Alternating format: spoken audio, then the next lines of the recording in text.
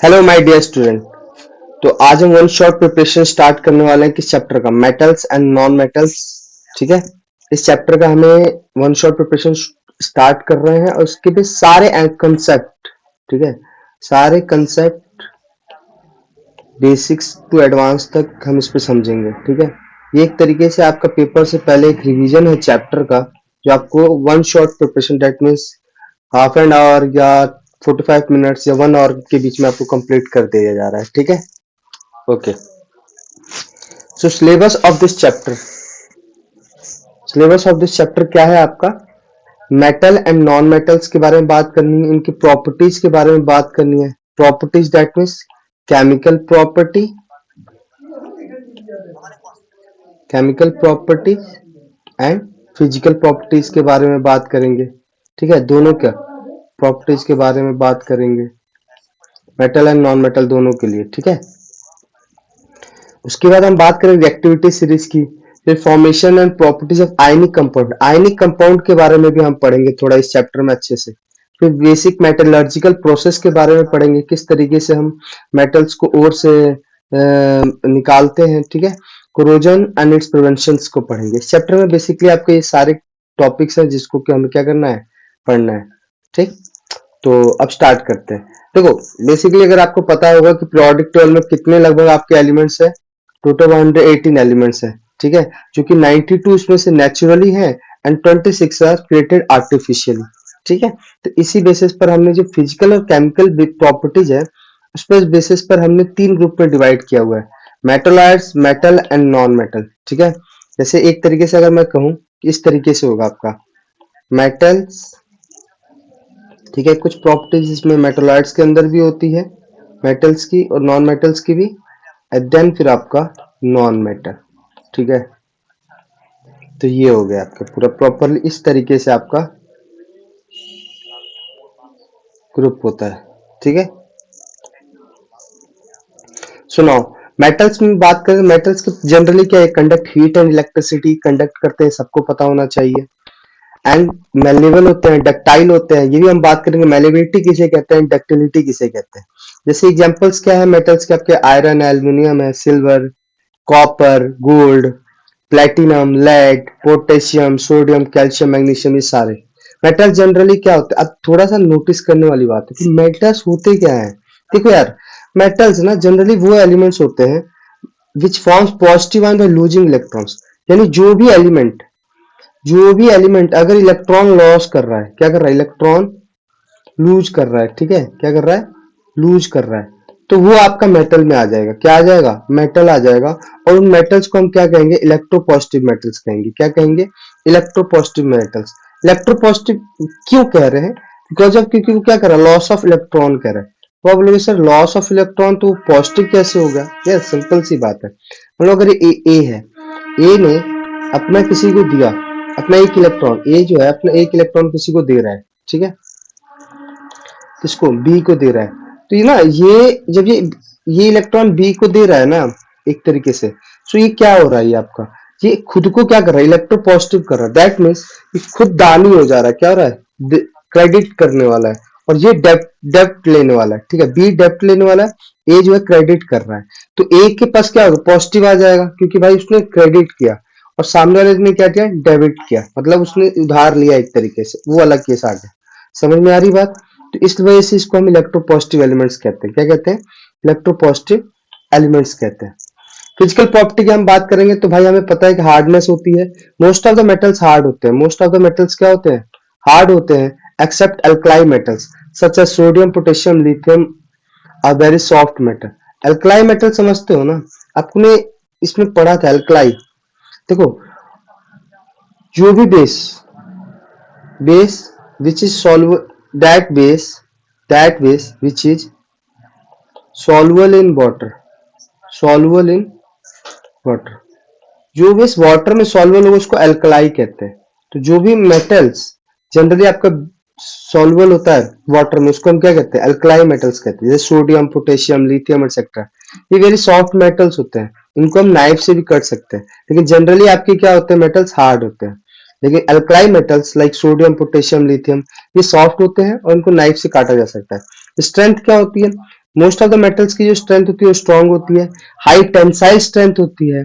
Tensile strength मतलब समझ लो, like इसको अगर हम कितना भी वो करें, स्ट्रेच करें, तो स्ट्रेच उतना नहीं होता है, ठीक है। Because of this big structure are made using metals such as copper, iron, sodium, potassium और सॉफ्ट मेटल्स। यहाँ पे देखो बिग स्ट्रक्चर्स को टेंसाइल स्ट्रेंथ मतलब जैसे मान लो कितना खींच रहे हैं, खींचने के बाद भी ये ब्रेक नहीं होगा, ठीक है। जैसे अगर आप मान लो कि एक रबड़ है, रबड़ को आप खींच रहे हो तो एक टाइम के बाद वो क्या हो जाएगा, वो ब्रेक कर जाएगा।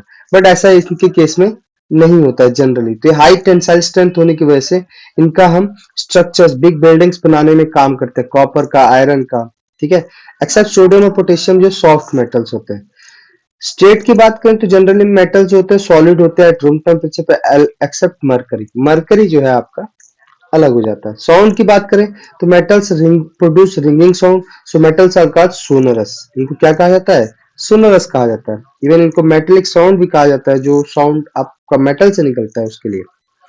That's why this is cause that metal wires are used in making musical instrument. इसलिए मेटल्स वायर का यूज किस लिए किया जाता है, म्यूजिकल इंस्ट्रूमेंट में किया जाता है। अब सिंपल सी बात है, कंडक्शन भी करता है। मेटल से good conductor of heat and electricity होती है। That's why electric wire are made of metals like copper and aluminium. देखो ये आपका गुड कंडक्टर ऑफ इलेक्ट्रिसिटी का केस है, ये आपका गुड कंडक्टर ऑफ हीट है। गुड कंडक्टर का हीट का मतलब हुआ कि मान लो कि हमने एक ऑब्जेक्ट लिया, ठीक है, हमने एक ऑब्जेक्ट लिया, ये ऐसा ऑब्जेक्ट है, अगर इसको हम यहां से बर्न कर रहे हैं, ठीक है, यहां से हम क्या कर रहे हैं, बर्न कर रहे हैं, ठीक है। तो आपको पता है ये जो हीट है ये ट्रांसफर हो जाएगा यहाँ तक। दैट मीन्स अगर यहाँ पे हम थोड़ी, यहाँ पे हमने हीट करना शुरू किया, थोड़ी देर बाद जब हम यहाँ पे टच करेंगे तो ये भी क्या हो चुका होगा, गर्म हो चुका होगा। सो दैट मीन्स ये क्या है, गुड कंडक्टर ऑफ इलेक्ट्रिसिटी है, क्या है, sorry good conductor of heat है, क्या है, गुड कंडक्टर ऑफ हीट है। तो बेस्ट कंडक्टर ऑफ हीट जो होते हैं वो सिल्वर होता है, कॉपर होता है, lead and mercury are comparatively very poor conductor of heat होता है। मेलिबिलिटी की बात करते हैं। मेलिबिलिटी और डक्टिलिटी की हमने बात करी थी कि मेलिबिलिटी और डक्टिलिटी को हम पढ़ेंगे। तो मेलिबिलिटी का मतलब क्या है कि यार देखो, अगर मेटल है ना, लाइक हमने एक बॉल टाइप का मेटल लिया, उसको हम जैसे जैसे बीट करते जा रहे हैं तो थिन शीट में बदलता चला जाएगा। किसमें बदलता जाएगा, थिन शीट में बदलता जाएगा, है ना, वो ब्रेक नहीं होगा। दैट्स वाई क्या होता है, इसको मेलेबल कहते हैं। क्या कहते हैं, मेलेबल कहते हैं। डक्टिलिटी का मतलब क्या होता है कि मेटल्स को ना ड्रॉ किया जा सकता है थिन वायर के रूप में, ठीक है, थिन वायर। जैसे एक वो आपने स्पेरिकल गोल्ड वो ले लिया, आपने मेटल ले लिया कोई, उसको आप वायर के रूप में कन्वर्ट करना चाहते हैं तो वो कन्वर्ट होता चला जाएगा, ठीक है। और उनकी डक्टिलिटी बहुत हाई होती है। जैसे कि अगर आप गोल्ड का एग्जांपल ले लें तो गोल्ड में आप सरप्राइज होंगे कि 1 ग्राम ऑफ गोल्ड से 2 किलोमीटर ऑफ लेंथ की वायर बनाई जा सकती है। 1 ग्राम ऑफ गोल्ड से 2 किलोमीटर लेंथ की वायर बनाई जा सकती है। मेल्टिंग एंड बॉइलिंग पॉइंट की बात करें तो जनरली इनकी जो मेल्टिंग पॉइंट क्या होती है, बॉइलिंग पॉइंट हाई होती है, except sodium and potassium, it's a low melting and boiling point. देखो एक चीज याद रखो, एमसीक्यू में ना आपको ये एक्सेप्ट करके जो आ रहा है ना ये याद कर लेना, बिकॉज क्योंकि एमसीक्यू में ऐसे क्वेश्चंस आते हैं। डेंसिटी की बात करें अगर हम, तो मोस्ट ऑफ द मेटल्स की हाई डेंसिटी होगी। कलर की बात करें तो most of the metals are grey in colour, but gold and copper are exception, non metals की बात करें तो सेम इसकी physical property of non metals क्या आती है, नॉन मेटल ऑक्साइड्स ऐसा कुछ नहीं है। Reaction of metals and non metals, ionic bond formation of ionic bond करते हैं। नॉन मेटल्स जो होते हैं generally do not conduct electricity and neither malleable not ductile. Example आप ले लो, carbon, sulphur, phosphorus, silicon, hydrogen, oxygen, nitrogen, chlorine, bromine, neon, argon. Non metals क्या होते हैं, generally negative ions by gaining electron. ये क्या करते हैं, इलेक्ट्रॉन, जैसे ए और बी का मैंने केस बताया था, तो बी क्या कर रहा है, डेप्थ है ना, मतलब ये इलेक्ट्रॉन ले रहा है, तो ये नॉन मेटल्स होंगे। और जो इलेक्ट्रॉन ले रहा है उसको हम इलेक्ट्रोनेगेटिव एलिमेंट्स भी कहते हैं। क्या कहते हैं, इलेक्ट्रोनेगेटिव एलिमेंट्स कहते हैं। ये आपका क्या होता है, मेटल होता है, और ये इलेक्ट्रॉन दे रहा होता है, तो ये क्या होता है, इलेक्ट्रो पॉजिटिव हो जाता है। क्या हो जाता है, इलेक्ट्रो पॉजिटिव हो जाता है, इलेक्ट्रो पॉजिटिव एलिमेंट्स कहा जाता था। तो आई होप ये चीज समझ में आया होगा। फिजिकल प्रॉपर्टी ऑफ मेटल्स की बात करें, देखो नॉन मेटल्स की जो हार्डनेस होती है वो ज्यादा नहीं होती, जनरली सॉफ्ट होते हैं, बट डायमंड एक एक्सेप्शन केस है, ठीक है। डायमंड एक क्या है, एक्सेप्शन के हार्डेस्ट नेचुरली ऑकरिंग सब्सटेंस है। अगर हम बात करें तो स्टेट्स इनके क्या होते हैं, सॉलिड भी होते हैं, लिक्विड भी होते हैं और गैस भी होता है। लस्टर इनका कुछ होता नहीं है, डल अपीयरेंस होती है, लेकिन डायमंड और आयोडीन जो है एक्सेप्शन है। सोनोरिटी की बात करें तो इनका कोई अपना सोनरस नहीं होता, टिपिकल साउंड में प्रोड्यूस करते हैं। कंडक्शन की बात करें तो non metals good conductor, bad conductor of heat and electricity होते हैं, except graphite which is allotrope of carbon is a good conductor of electricity, an exception है। मेलेबिलिटी एंड डक्टिलिटी की बात करें तो नॉन मेटल सब ब्रिटल होते हैं। क्या होते हैं? नॉन मेटल सब ब्रिटल, मतलब ब्रेक कर जाएंगे, ठीक है, मतलब आप उनको खींच नहीं पाओगे। अगर आप उनको खींचना चाहते हो या आप उनको एक थिन शीट के रूप में बनाना चाहते हो तो नहीं बना पाओगे, वो ब्रेक कर जाएंगे। चलिए, इनकी लो मेल्टिंग और बॉइलिंग पॉइंट होती है, डेंसिटी भी इनकी लो होती है। एंड कलर, कल नॉन मेटल्स के मैनी कलर्स पाए जाते हैं। General property of metals and non metal, exception वाली केस जो हमने बात करी, एल्कलाई मेटल जो होता है नाइफ से भी काटे जा सकते हैं। मरकरी क्या है? लिक्विड मेटल है। लेड एंड मरकरी क्या है? पुअर कंडक्टर ऑफ हीट है। मरकरी क्या है?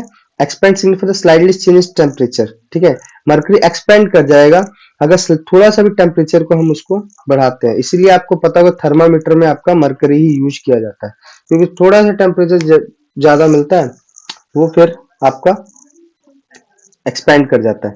गैलियम एंड सीजियम की बात करें तो इनकी लो मेल्टिंग पॉइंट होती है। आयोडीन नॉन मेटल है बट इसका अपना लस्टर होता है। Graphite good conductor of electricity होता है जबकि नॉन मेटल है। डायमंड कंडक्ट हीट, हीट को कंडक्ट कर लेता है and very high melting point होती है इसकी। ये एक्सेप्शन केस है, इनको अच्छे से तैयार कर लेना बिकॉज ऑफ दैट, क्योंकि ये पेपर में एमसीक्यू के फॉर्म में आ सकते हैं। आई होप समझ में आया होगा। अब बात करते हैं केमिकल प्रॉपर्टीज की। किसकी बात करेंगे? केमिकल प्रॉपर्टीज ऑफ मेटल्स की। देखो जनरली जो एल्कलाई मेटल होते हैं ना, लिथियम, सोडियम, पोटेशियम, ये रिएक्ट विगरसली करते हैं विद वाटर एंड ऑक्सीजन और एयर। मतलब अगर इनको वाटर के साथ ऑक्सीजन एयर के साथ छोड़ देगा ना, बहुत ही एक्सप्लोजिव एक तरीके का फॉर्म करते हैं, बहुत ही फास्टली रिएक्ट करते हैं, ठीक है, बहुत ही, मतलब हाई टेम्परेचर रिलीज करते हैं। Magnesium react with hot water, magnesium generally hot water के साथ ही रिएक्ट करेगा।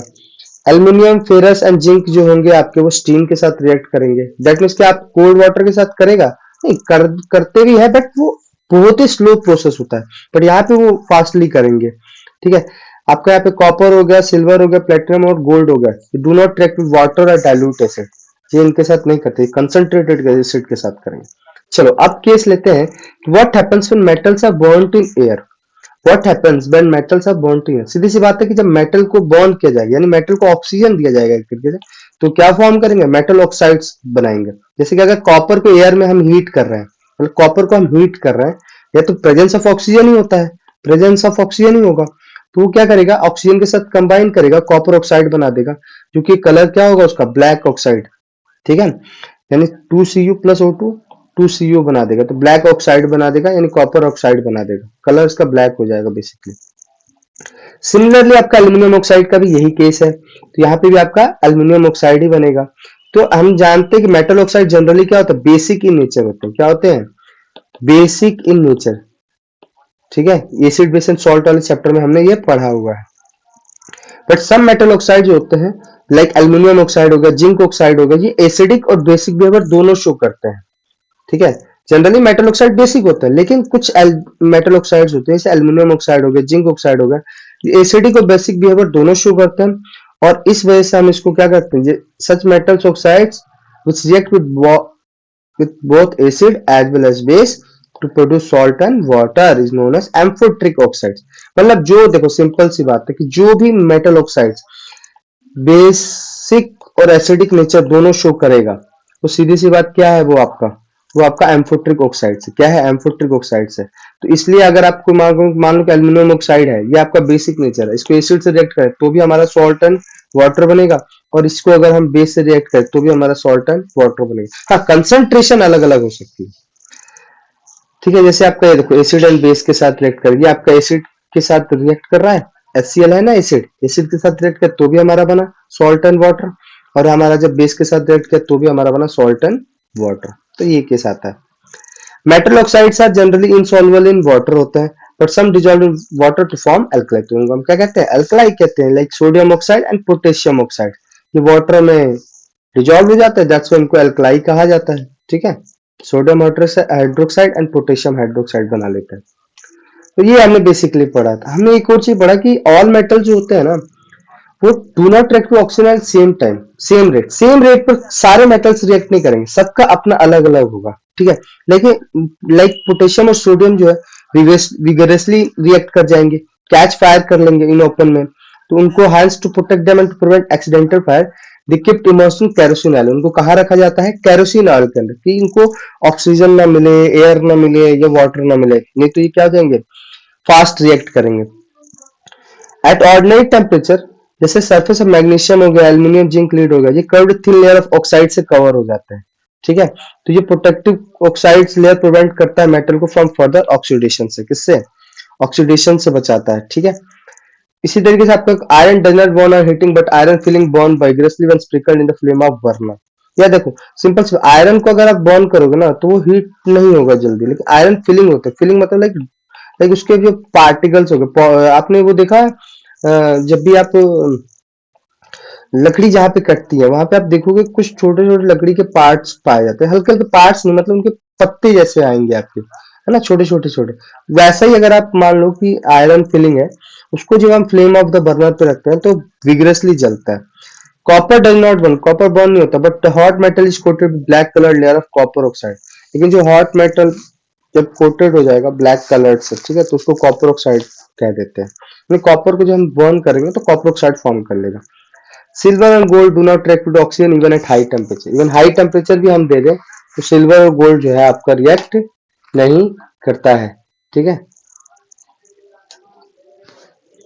मतलब हाई टेम्परेचर पे भी नहीं करता है। अब यहाँ पे एक एनोडाइजिंग डू यू नो का केस है जो एनसीईआरटी में आपका दिया हुआ है। ये सब भी मैं इसलिए करा रहा हूँ क्योंकि हो सकता है कि एमसीक्यू में पूछ दे, जब वन लाइनर क्वेश्चन 1 मार्क्स में पूछ दे, 2 मार्क्स में पूछ दे। एनोडाइजिंग क्या है, ये फॉर्म में प्रोसेस ऑफ फॉर्मिंग है a thick oxide layer of aluminium, ठीक है, aluminium, thick oxide layer of aluminium.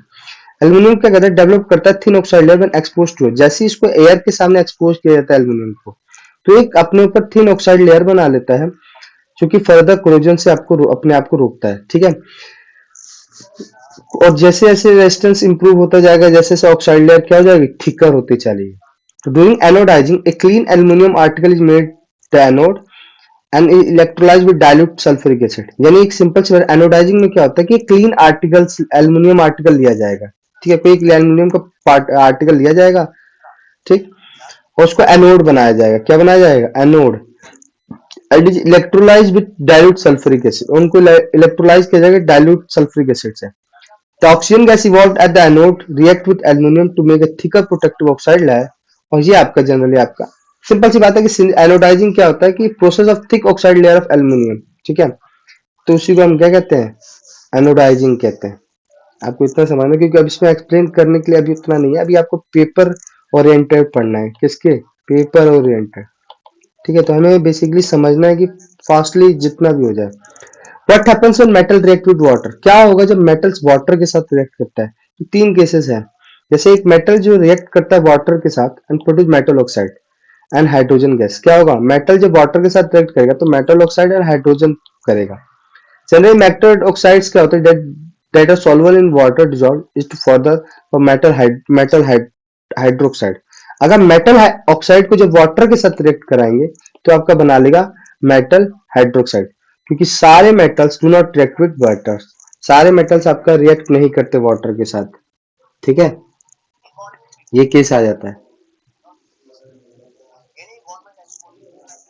Okay. Metals like potassium and sodium, अब देखो कुछ मेटल्स होते हैं जो वायलेंटली रिएक्ट कर जाते हैं कोल्ड वाटर के साथ भी, ठीक है, तो एक्सोथर्मिक होते हैं, ये evolve hydrogen catch immediately catch fire. Like आपका ये आपका पोटेशियम है, इसको वाटर के साथ जैसे रिएक्ट कराएंगे, potassium hydroxide water sorry hydrogen और हीट एनर्जी रिलीज कर देगा। सेम सोडियम को जब करेंगे वाटर के साथ, सोडियम हाइड्रोक्साइड हाइड्रोजन और हीट एनर्जी रिलीज करता है, तो ये केस आ जाता है।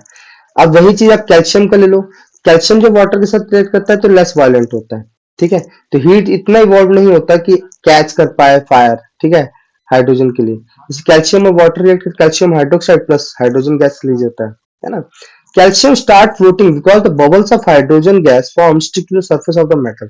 होता क्या है कि जब वाटर के अंदर इसी चीज को कैल्शियम को रख दो और हीट कर रहे हो आप, तो कैल्शियम कभी भी फ्लोट नहीं, कैल्शियम हमेशा फ्लोट करेगा बिकॉज ऑफ दैट, क्योंकि जो बबल्स ऑफ हाइड्रोजन है ना वो उसको स्टिक सरफेस पर ही रहने देंगे, नीचे नहीं आने देंगे उसको, ठीक है, बबल्स ऑफ हाइड्रोजन लाइक, ठीक है, तो ये केस आता है।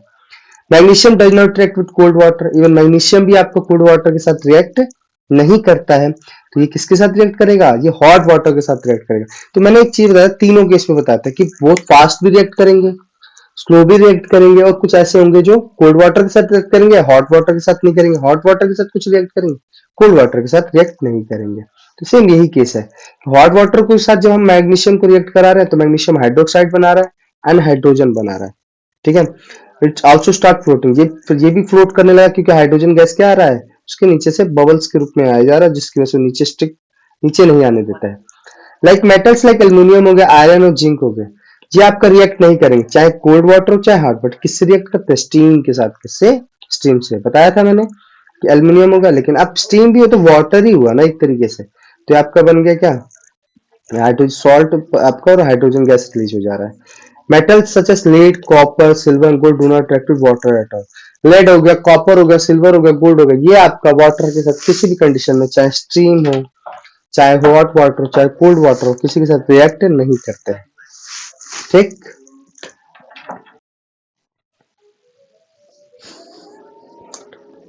What happens when metal react with, अभी तक हमने पढ़ा कि मेटल जब वाटर के साथ रिएक्ट करेंगे तो क्या होता है, लेकिन अब इस केस में हम बात करते हैं जब मेटल्स एसिड के साथ रिएक्ट करते हैं तो क्या होता है। भाई सीधी सी बात है, मेटल जब डाइल्यूट एसिड के साथ रिएक्ट करेंगे तो हमारा क्या बनेगा, सॉल्ट प्लस हाइड्रोजन बनेगा, ठीक है। लेकिन अब थोड़ा सा केस आता है, नाइट्रिक एसिड होते हैं, नाइट्रिक एसिड मतलब HNO3, HNO3। जनरली क्या होता है कि हाइड्रोजन गैस नॉट इवॉल्व, यानी मेटल जब मेटल्स को रिएक्ट कराया जाता है नाइट्रिक एसिड के साथ तो हाइड्रोजन गैस नहीं निकलता है, ठीक है, बिकॉज क्योंकि HNO3 स्ट्रॉन्ग ऑक्सीडाइजिंग एजेंट है। अच्छा एक चीज समझो, अगर वो स्ट्रॉन्ग ऑक्सीडाइजिंग एजेंट है, दैट मीन्स वो खुद को क्या कर रहा है, रिडक्शन हो रहा होगा उसका। दैट मीन्स रिडक्शन हो रहा है कि मतलब क्या हो रहा है, या तो ऑक्सीजन यहाँ से लिबरेट हो रहा होगा या हाइड्रोजन ऐड हो रहा होगा, है ना। तो ऑक्सीजन लिबरेट हो रहा है और सामने वाले को दे रहा है, तो सामने वाले के लिए क्या होगा, स्ट्रॉन्ग ऑक्सीडाइजिंग एजेंट होगा। क्या होगा, ये सामने वाले से हाइड्रोजन ले रहा है तो स्ट्रॉन्ग ऑक्सीडाइजिंग एजेंट होगा, ठीक है। तो ये केस आ जाता है, तो यही कह रहा है कि HNO3 का स्ट्रॉन्ग ऑक्सीडाइजिंग एजेंट है, दैट मीन्स सामने वाले को क्या दे देगा, ऑक्सीजन दे देगा। इट ऑक्सीडाइज H2 को ऑक्सीडाइज कर देगा, वाटर में बना देगा, और खुद को अपने नाइट्रोजन ऑक्साइड में बना देगा, N2O में बन जाएगा, ठीक है। दैट मीन समझ में आई ना क्या बात कर रहा है, यस यही चीज हो जाता है। तो नाइट्रोजन ऑक्साइड बन जाता है, N2O बना देगा, NO बना देगा, NO2 बना देगा। बट मैग्नीशियम एंड मैंगनीज, लेकिन जब मैग्नीशियम और मैंगनीज है ना, ये रिएक्ट कर जाते हैं डाइल्यूट HNO3 के साथ, तो इवॉल्व करता है H2S।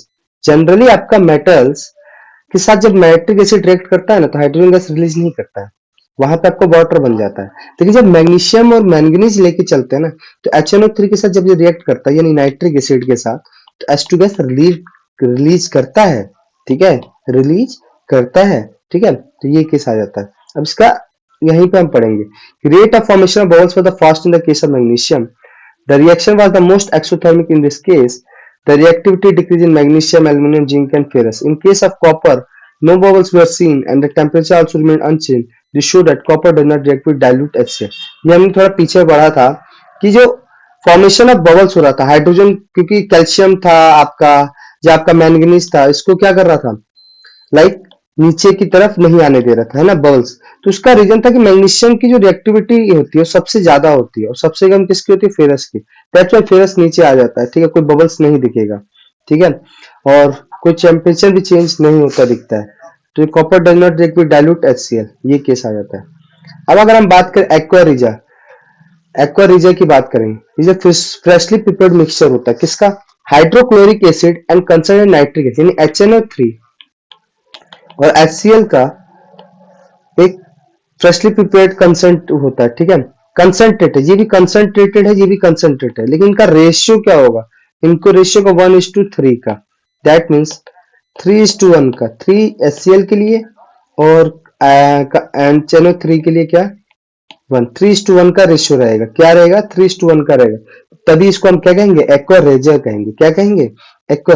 It can dissolve gold, even it dissolve कर लेगा गोल्ड को, इवन तो neither of this acid can do so alone, अकेले ये नहीं कर सकते, लेकिन दोनों मिक्स करके 3:1 का रेशियो अगर बनाते हैं तो ये फिर गोल्ड को अपने में डिजॉल्व कर लेंगे। एक्वा हाईली कोरोसिव होता है, फ्यूमिंग लिक्विड होता है, ठीक है। तो ये इसलिए गोल्ड और प्लेटिनम को भी क्या कर जाता है, डिजॉल्व कर जाता है। यानी अगर प्लेटिनम और गोल्ड को डिजॉल्व करना है तो एक्वा रीजन बनाना पड़ेगा। एक्वा रीजन का मतलब क्या हुआ कि HCl और HNO3 का केस, HCl और HNO3 का केस का 3:1 के रेशियो में मिक्स करना पड़ेगा, और देन फिर इसके अंदर अगर हम गोल्ड को या प्लेटिनम को डालते हैं तो हमारा फॉर्म कर जाएगा। ठीक है, ये हमने पढ़ा अभी मेटल्स। अभी हमने पीछे पढ़ा कि मेटल्स वाटर के साथ रिएक्ट करेंगे तो क्या होगा, मेटल्स जब आपका एसिड के साथ रिएक्ट करेंगे तो क्या होगा, और जब मेटल्स रिएक्ट करेंगे solution of other metals. Displacement reaction पढ़ा था, ये डिस्प्लेसमेंट रिएक्शन का एग्जांपल है कि जब भी reactive of metals can displace less reactive metal from their compounds in solution of molten form, तो डिस्प्लेसमेंट रिएक्शन था कि metal A salt solution of B है, तो ये क्या हो जाएगा, salt solution of A, metal B को क्या कर दिया उसने, डिस्प्लेस कर दिया। तो एक तरीके का डिस्प्लेसमेंट रिएक्शन है। क्या है, डिस्प्लेसमेंट। हाईली रिएक्टिव एलिमेंट क्या करेगा, लेस रिएक्टिव एलिमेंट को डिस्प्लेस कर देगा उसके सॉल्यूशन से। रिएक्टिविटी सीरीज की बात कर रहे हैं, ठीक है।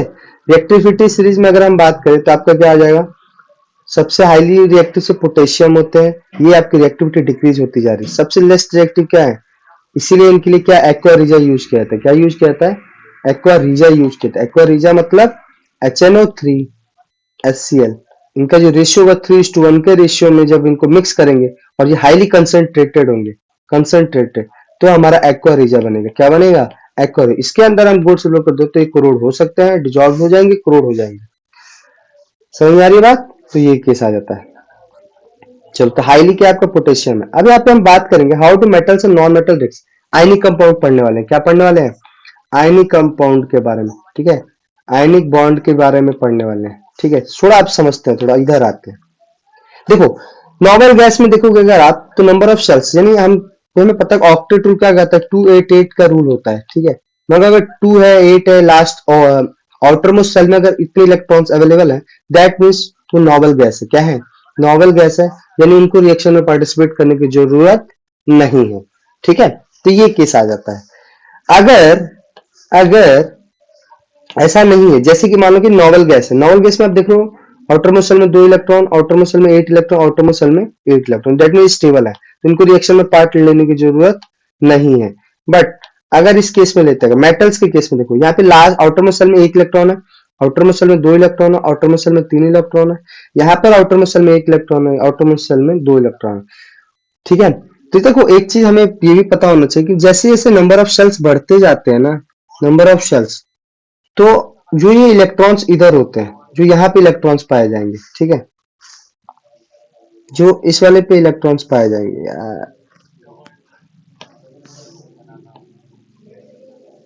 ठीक है, ये वाले पे इलेक्ट्रॉन पाए जा रहे हैं अगर, तो यहाँ से डिस्टेंस बढ़ने की वजह से ना इनके बीच का जो इलेक्ट्रोस्टैटिक फोर्स होता है वो कम होता चला जाता है। क्या, इलेक्ट्रोस्टैटिक जो फोर्स होता है ना वो कम होता चला जाता है, और जब कम होता चला जाता है तो ये लॉस, ये जो आउटर में सेल है, इलेक्ट्रॉन लॉस करना इनके लिए आसान हो जाता है। तो ये बाहर वाली जो सेल है, अगर एक आउटर में सेल में 1 इलेक्ट्रॉन तो इजिली लॉस कर जाएगा, 2 है तो इजिली लॉस कर जाएगा, 3 है तो लॉस कर जाएगा, 1 है तो लॉस कर जाएगा, 2 है तो लॉस कर जाएगा। तो ये सारे क्या बना रहे हैं, इलेक्ट्रोपॉजिटिव एलिमेंट्स बना रहे हैं। क्या बना रहे हैं, इलेक्ट्रोपॉजिटिव एलिमेंट, क्योंकि ये इलेक्ट्रॉन लॉस कर रहे हैं। इस केस में देखो नॉन मेटल्स है, 5 है, 6 है, 7 है, 5 है, 6 है, 7 है, इससे एक चीज पता चलती है कि इनको कितना चाहिए, इसको ऑक्टेट को फॉलो करने के लिए 3 इलेक्ट्रॉन चाहिए, इसको 2 चाहिए, इसको 1 चाहिए स्टेबल होने के लिए, इसको 3 चाहिए, इसको 2 चाहिए, इसको 1 चाहिए स्टेबल होने के लिए। तो ये लेंगे, जब ये इलेक्ट्रॉन लेंगे तो ये इलेक्ट्रोनेगेटिव एलिमेंट्स हो जाएंगे। क्या हो जाएंगे, इलेक्ट्रोनेगेटिव एलिमेंट्स हो जाएंगे, क्योंकि आउटर मोस्ट शेल में इनको कंप्लीट करना भाई, 3 इलेक्ट्रॉन की स्टेबल हो जाए, इस फॉर्म में आ जाए। ठीक है, इस फॉर्म में आ जाए 288, मतलब लास्ट में आपका स्टेबल होना चाहिए, तो ये केस आ जाए। तो जब ये केस चाहिए तो उनको क्या करना पड़ेगा, या तो किसी को लॉस करना पड़ेगा, जो लॉस करेगा वो इलेक्ट्रोपॉजिटिव एलिमेंट हो जाएंगे, और जो गेन करेंगे वो इलेक्ट्रो नेगेटिव एलिमेंट हो जाएंगे। ठीक है, इसी तरीके से रिएक्ट करने वाला है। जैसे आप सोडियम का ले लो, सोडियम का आउटर मोस्ट शेल में कितने इलेक्ट्रॉन होते हैं, अगर हम सोडियम का एटॉमिक नंबर निकालें तो हमारा आता है 11। सोडियम का क्या होता है, एटॉमिक नंबर 11 है। तो देखो अब इसको और में बनाते हैं 281, आउटर मोस्ट शेल में आप देख रहे हो 1 इलेक्ट्रॉन है, कितने इलेक्ट्रॉन है, 1 इलेक्ट्रॉन है। तो अब ये क्या करेगा, अब इसको स्टेबल होना है, खुद को स्टेबल करना, तो ये 1 इलेक्ट्रॉन लॉस कर जाएगा। क्या कर जाएगा, लॉस कर जाएगा, और खुद क्या बना लेगा, सोडियम कैटायन बना लेगा। क्या बना देगा, सोडियम कैटायन फॉर्म कर लेगा। क्लोरीन जो होता है उसके आउटरमोस्ट शेल में 7 इलेक्ट्रॉन होते हैं, दैट मीन्स उसको स्टेबल होने के लिए 1 इलेक्ट्रॉन चाहिए, तो वो क्या करेगा 1 इलेक्ट्रॉन लेगा, तो अब बन जाएगा, तो ये आपका क्लोरीन क्लोराइड आयन बन जाएगा। क्या बन जाएगा? Chloride anion. ठीक है, कैटायन बना कि एनायन बना, और दोनों आयन बन गए। क्या बन गए? क्योंकि इलेक्ट्रॉन लॉस और गेन कर रहे हैं। अब जब ये दोनों का रिएक्शन कराते हैं कि आउटरमोस्ट शेल में, आप इसके पास देखो, इसके पास एक आउटरमोस्ट शेल में 1 इलेक्ट्रॉन था, क्लोरीन के पास आउटरमोस्ट शेल में 7 इलेक्ट्रॉन थे। ठीक है, तब 7 इलेक्ट्रॉन थे और उसके पास 1 था, तो ये क्या कर देगा? अपना 1 इलेक्ट्रॉन इसको दे देगा, और ये खुद भी स्टेबल हो जाएगा, और ये इसको दे देगा। जैसे ही इसको देगा तो ये आपका क्या बना? सोडियम क्लोराइड बना लेंगे। क्या बना लेंगे? Sodium chloride. और जब ये सोडियम क्लोराइड को ब्रेक किया जाएगा एक तरीके से, ये सोडियम क्लोराइड मतलब अब ये क्या हो जाएगा? आपका एक बन गया। ठीक है, आपको एक उनके बीच का एक बॉन्ड बन गया। ठीक है, ये आयनिक बॉन्ड बन गया। क्या बन गया? आयनिक बॉन्ड बन गया। तो यही केस होता है। सोडियम क्लोराइड आयन की अगर हम बात करें तो ऑपोजिटली चार्ज होगा, तो अट्रैक्ट करेंगे ईच अदर, और एक strong electrostatic force of attraction बनाएंगे, तो क्या बनाएंगे? आपका सोडियम क्लोराइड बनाएंगे। ठीक है, generally sodium chloride does not exist molecules but aggregate positive और पॉजिटिवली चार्ज है। ठीक है, तो ये केस आएगा। इस पे अगर ओवरऑल देखोगे कोई चार्ज नहीं होगा, NaCl पर कोई चार्ज नहीं होगा, लेकिन जैसे ही ब्रेक करेंगे तो ये Na प्लस में हो जाएगा और Cl माइनस में हो जाएगा। ठीक है, तो ये आयन के फॉर्म में हो जाएगा। तो अगर हमें कहीं पे इलेक्ट्रिसिटी प्रोड्यूस करनी है तो हमें NaCl तो चाहिए, लेकिन NaCl को ब्रेक करने के लिए अगर उसको हम वाटर में दे देते हैं या हीट दे देते हैं, वो ब्रेक करेगा, तो Na प्लस और Cl माइनस में फॉर्म करेगा। ठीक है, तो ये केस आ जाता है। मैग्नीशियम का भी केस ऐसा ही है आपका। ये आपका हीटिंग के बारे में बताया गया है, टेस्ट ऑफ कंडक्टिविटी सॉल्यूशन की बात करी गई है, मेल्टिंग और boiling point of ionic compound. देखो NaCl का मेल्टिंग पॉइंट 1074 केल्विन है, बॉइलिंग पॉइंट 1686 है, और ऐसे आप देखते जाओ तो सबसे हाईएस्ट आपका किसका दिख रहा है? कैल्शियम ऑक्साइड का, मेल्टिंग पॉइंट 2850 केल्विन और boiling point 3120 kelvin. General property ionic compound की क्या होती है? ये सॉलिड्स होते हैं जनरली। ठीक है, समवट हार्ड होते हैं because of strong force of attraction between positive and negative ions. ये जनरली ब्रिटल्स होते हैं, ब्रेक कर जाते हैं जब इन पे थोड़ा भी प्रेशर दिया जाता है। मेल्टिंग और बॉइलिंग पॉइंट अगर इनकी बात करी जाए तो अगर आप देखोगे कि मेल्टिंग और बॉइलिंग पॉइंट हमने देखा कि हाईएस्ट किसका? कैल्शियम ऑक्साइड्स का था, तो दैट मीन्स कि हमें हाई अमाउंट ऑफ एनर्जी चाहिए जिसको ब्रेक करने के लिए, स्ट्रॉन्ग इंटर आयनिक अट्रैक्शन को ब्रेक करने के लिए। सॉल्युबिलिटी अगर हम देखें तो इलेक्ट्रोलाइट कंपाउंड जनरली सॉल्युबल होते हैं वाटर में, insoluble in solvent such kerosene petrol. ये किसमें इनसॉल्युबल होता है? कैरोसिन और पेट्रोल में अगर हम इनको डालेंगे तो ये सॉल्युबल नहीं होंगे, लेकिन जनरली वाटर में ये सॉल्युबल होता है। कंडक्शन ऑफ इलेक्ट्रिसिटी हमने बात करी कि क्या भाई? Movement of charge particles move करेंगे। ठीक है, क्या करेंगे? मूव करेंगे। लाइक हमने बात किया कि एक सॉल्यूशन लेते हैं आयनिक कंपाउंड का वाटर के अंदर, तो moves to opposite electrodes when electricity is pass. जैसे इलेक्ट्रिसिटी पास की जाएगी तो ये इलेक्ट्रॉन्स क्या होंगे? अलग तरफ अपोजिट इलेक्ट्रोड्स की तरफ मूव करेंगे, मतलब पॉजिटिव इलेक्ट्रोड की तरफ नेगेटिव चार्ज आयंस मूव करेंगे, और नेगेटिव इलेक्ट्रोड्स की तरफ पॉजिटिव चार्ज आयंस मूव करेंगे। तो इस तरीके से आपका क्या होगा? करंट एक तरीके से कंप्लीट होगा। ठीक है, this is possible in मॉल्टन state. तो जनरली क्या ionic compound conduct electricity मॉल्टन state में ही होगा। ठीक है, क्योंकि मॉल्टन स्टेट में क्या होगा? अगर वो सॉलिड स्टेट में होगा तो करंट वो आपका नहीं रन कर पाएगा, ये हमने बात करी थी। क्योंकि मूवमेंट करने के लिए, आयंस को मूवमेंट करने के लिए उसको जो उनके जो स्पेस होना चाहिए, दैट्स व्हाई मूव कर पाएंगे। The ions move freely and conduct electricity. तो मॉल्टन स्टेट में ही कंडक्ट कर पाएगा। ठीक है, सॉलिड स्टेट में नहीं करेगा, ये याद रखना। ऑकरेंस ऑफ मेटल्स की बात करें तो जनरली जो एलिमेंट्स या कंपाउंड्स अर्थ क्रस्ट के नीचे पाए जाते हैं उनको मिनरल्स कहा जाता है, और अगर जो minerals highest percentage of particular metals को वहां पे कंटेन करता है और प्रॉफिटेबली एक्सट्रैक्ट किया जा सकता है तो उसको ओर कहा जाता है। क्या कहा जाता है? ओर। मतलब अगर सीधी सी बात करें, अर्थ क्रस्ट के अंदर पाया जा रहा है तो मिनरल हो गया। मिनरल्स के अंदर हाई परसेंटेज ऑफ अगर मेटल्स पाया जा रहा है, प्रॉफिटेबली एक्सट्रैक्ट किया जा सकता है, तो उसको ओर कहा जाएगा। क्या कहा जाएगा? ओर कहा जाएगा। देखो, ये आपके इलेक्ट्रोलिसिस की बात करें कि इनको अगर हमें प्योर फॉर्म में निकालना तो इलेक्ट्रोलिसिस कराना पड़ेगा। ये जनरली आपका नेटिव स्टेट में पाए जाएंगे। ठीक है, और ये आपका रिडक्शन यूज कार्बन का रिडक्शन यूज करके करेंगे। ये हम बात करें किस तरीके से इनको अलग किया जाएगा। हाईली रिएक्टिव मेटल्स, देखो मेटल्स ऑफ लो रिएक्टिव होंगे, मेटल्स ऑफ मीडियम रिएक्टिविटी होगी, मेटल्स ऑफ हाई रिएक्टिविटी होगी। ये केस है। और हमने बात करी कि वो मिनरल जिसके अंदर मेटल्स पाए जाएंगे और प्रॉफिटेबली एक्सट्रैक्ट किया जा सकता है, प्रॉफिटेबली एक्सट्रैक्ट किया जा सकता है, एक्सट्रैक्ट किया जा सकता है, तो उसको हम ओर कहते हैं।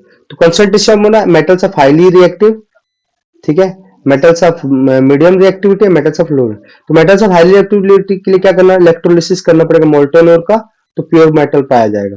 लो रिएक्टिविटी के लिए कुछ नहीं करना है, सल्फाइड ओर है, सल्फाइड ओर में क्या हो जाएगा आपका, उस सल्फाइड ओर को जब हम रोस्ट करेंगे, रोस्ट करने के बाद हमें मेटल मिलेगा, मेटल को फिर हम रिफाइन करेंगे, क्या करेंगे, रिफाइन करेंगे।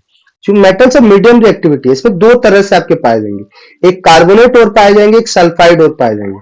कार्बोनेट और के लिए कैल्सिनेशन प्रोसेस यूज किया जाएगा और सल्फाइड और के रोस्टिंग प्रोसेस यूज किया जाएगा, दोनों में अंतर है। इसमें प्रेजेंस ऑफ ऑक्सीजन का केस होता है और इसमें आपका एब्सेंस ऑफ ऑक्सीजन यूज करके हम करेंगे, ठीक है, एब्सेंस ऑफ ऑक्सीजन। तो दोनों ही तरीके, जब ये दोनों तरीके यूज कर लेंगे तो हमें ऑक्साइड्स ऑफ मेटल मिलेगा, क्या मिलेगा, ऑक्साइड्स ऑफ मेटल मिलेगा। फिर इसको रेड्यूस करेंगे मेटल में, क्या करेंगे, रेड्यूस करेंगे मेटल में, फिर हमारा प्यूरिफिकेशन ऑफ मेटल होगा, क्या होगा, प्यूरिफिकेशन ऑफ मेटल होगा, ठीक है। तो यही चीज, अच्छा, और जो generally contaminated large amount of impurity soil sands, इसको हम गैंग कहते हैं, तो ठीक है। तो impurity must be remove from oil prior to the extraction of metal. जब भी हम एक्सट्रैक्शन ऑफ मेटल निकालना चाहते हैं तो इम्प्योरिटीज को रिमूव करना होता है ओर से, और यही जो होता है आपका removing the gangue from the ore are based on the difference between physical और chemical property of gangue and the ore. Gangue और ओर के बीच में जो फिजिकल और केमिकल प्रॉपर्टीज को डिफरेंस किया जाता है, तो मतलब जो डिफरेंसेस होगा उसी बेसिस पर रिमूविंग का प्रोसेस होता है, ठीक है। तो चलो अब बात करते हैं extracting metal low low in the activity series. जो भाई जिनको एक्टिविटी जो रिएक्टिविटी है उनकी लो है, तो भाई उनके केस में कुछ नहीं करना है। जो वो हाईली अनरिएक्टिव होता है, तो जनरली वो जो अर्थ क्रस्ट में वो भी क्या पाए जाएंगे, वो रिएक्टिव नहीं होंगे जनरली किसी के साथ। तो इनको जनरली क्या किया जाता है कि the oxides of this metal can be reduced to metal by heating alone. इनको generally oxides of metal form करेंगे, ठीक है। तो इनको जो हम क्या कर देंगे, हीट दे देंगे। जैसे ही हीट देंगे तो हमारा क्या बन जाएगा, वो मर्करिक ऑक्साइड्स में आ जाएगा, और मर्करिक ऑक्साइड को जब हीट देंगे हम तो हमारा मर्करी के फॉर्म में आ गया, प्योर फॉर्म में आ गया, ठीक है। यानी सिंपल सी बात है कि सीने बार हमें इस फॉर्म में पाया जाएगा, एचजीएस के फॉर्म में पाया जाएगा मर्करी। इसको जब हमने हीट दिया, ठीक है, तो हमारा क्या बना, हमारा HgO बना और SO2 निकल के आया। तो HgO को हमने हीट दिया तो हमारा क्या हो गया, pure form of mercury produce हो गया। मिडल वाला जो वाला होता है जिसमें मतलब कि भाई दो तरीके, एक सल्फाइड और होंगे, कार्बोनेट और होंगे, ठीक है। तो इनमें दो केस है, एक तो देखो जो सल्फाइड और होते हैं ना, उनको कन्वर्ट की जाएगा ऑक्साइड्स में by heating strongly in the presence of excess air. Excess air के प्रेजेंस में हम इसको क्या करेंगे, सल्फाइड और को कन्वर्ट करेंगे ऑक्साइड्स में, तो उसी को हम क्या कहते हैं, रोस्टिंग कहते हैं, ठीक है। इसको हम एक्सेस एयर के बीच में हम क्या कर रहे हैं, बर्न कर रहे हैं या हीट कर रहे हैं। तो हमारा हमारा जिंक ऑक्साइड पाया गया है ना, जिंक ऑक्साइड पाया गया, सल्फर डाइऑक्साइड रिलीज हो रहा है, सल्फर डाइऑक्साइड, यस। कार्बोनेट ओर के केस में क्या होता है कि लिमिटेड एयर में किया जाता है, किसमें किया जाता है, लिमिटेड एयर में। तो यही कैल्सिनेशन कहा जाता है। इसमें क्या होगा कि इसमें आपको जिंक कार्बोनेट होगा जो आपका, उसको हम हीट करेंगे, ठीक है। और जब हीट करेंगे तो हमारा फिर हमारा जिंक ऑक्साइड के फॉर्म में पाया जाएगा और कार्बन डाइऑक्साइड के फॉर्म में आएगा। और देन अब इसके बाद देखो क्या होता है, फिर इसके बाद क्या होगा, जिंक ऑक्साइड को जब हम कार्बन से रिएक्ट कराएंगे, सुटेबल रेड्यूसिंग एजेंट यूज करेंगे। और सुटेबल रेड्यूसिंग एजेंट यहाँ पर क्या है, कॉमन है, जो क्या करेगा, रिड्यूस करेगा, ऑक्सीजन से ले लेगा जिंक से, तो हमारा जिंक और कार्बन मोनोऑक्साइड रिलीज होगा, ठीक है। तो इस तरीके से हम दोनों को रिएक्ट कराते हैं, ठीक है। ये हाईली रिएक्टिव एलिमेंट्स की अगर हम बात करें, ये तो हमने दो पढ़ा, एक लो रिएक्टिविटी, मिडिल रिएक्टिव और हाईली रिएक्टिव। हाईली रिएक्टिव में क्या होता है कि बहुत ही हाईली रिएक्टिव होता है। तो भाई इसमें हम जनरली रेड्यूसिंग एजेंट को यूज करते हैं, क्योंकि यही क्या करेंगे, लो रिएक्टिव एलिमेंट्स को डिस्प्लेस करेंगे। लाइक यहाँ पे हमने लिया हुआ है, ठीक है, मैंगनीज डाइऑक्साइड को लिया जब हमने एल्युमिनियम पाउडर के साथ रिएक्ट करें। एल्युमिनियम पाउडर क्या है, रेड्यूसिंग एजेंट है, क्या है यहाँ पर, रेड्यूसिंग एजेंट है, क्या है, रेड्यूसिंग एजेंट है। तो हमारा फिर मैंगनीज पाया गया, ठीक है, हमारा ये निकल रहा है, तो प्योर फॉर्म ऑफ हमारा मैंगनीज आ जाएगा, ठीक है। और ये डिस्प्लेसमेंट रिएक्शन जनरली क्या होता है, हाईली एक्सोथर्मिक होता है। क्या होता है, हाईली एक्सोथर्मिक होता है। नहीं रिएक्टिविटी, हाईली रिएक्टिविटी वाले में आपका हाईली एक्सोथर्मिक भी होता है। और evolve metals are produce in the molten state. Generally metals किसमें पाए जाते हैं? मोल्टन स्टेट में रिलीज होते हैं, ठीक है। और फिर इन्हीं का क्या यूज किया जाता है? Iron oxide with aluminium to join railway track और क्रैक मशीन पार्ट को बनाने में यूज किया जाता है। This reaction is known as thermite reaction. इस रिएक्शन को क्या कहते हैं? थर्मिट रिएक्शन कहते हैं। यानी सिंपल सी बात है, थर्मिट रिएक्शन किसे कहते हैं कि जब भी आयरन ऑक्साइड्स को एल्यूमिनियम के साथ यूज किया जाएगा, हाईली एक्सोथर्मिक होगा, मॉल्टन स्टेट में यूज किया जाता है, ठीक है, तो उसको हम थर्मिट रिएक्शन कहते हैं। क्या कहते हैं? थर्मिट रिएक्शन कहते हैं। अब टॉप ऑफ द सीरीज की बात करें, highly reactive the current obtain from the coupled heating with carbon because the metal more affinity for oxygen than carbon, hence for extraction of such metal electrolytic method is. इसमें electrolytic reduction method use किया जाता है। क्या use किया जाता है? जो highly top of the reactivities में highly electrolytic reduction method use किया जाता है। तो क्या किया जाएगा जनरली कि मेटल्स को इलेक्ट्रोलिटिक रिडक्शन में रखा जाएगा, ठीक है। फॉर एग्जांपल सोडियम हो गया, मैग्नीशियम हो गया, कैल्शियम हो गया, इनको ऑब्टेन किया जाता है by electrolysis of the molten chlorides, ठीक है। मेटल्स को क्या कहाँ पे डिपोजिट किया है? कैथोड पे, नेगेटिवली चार्ज इलेक्ट्रॉन पे।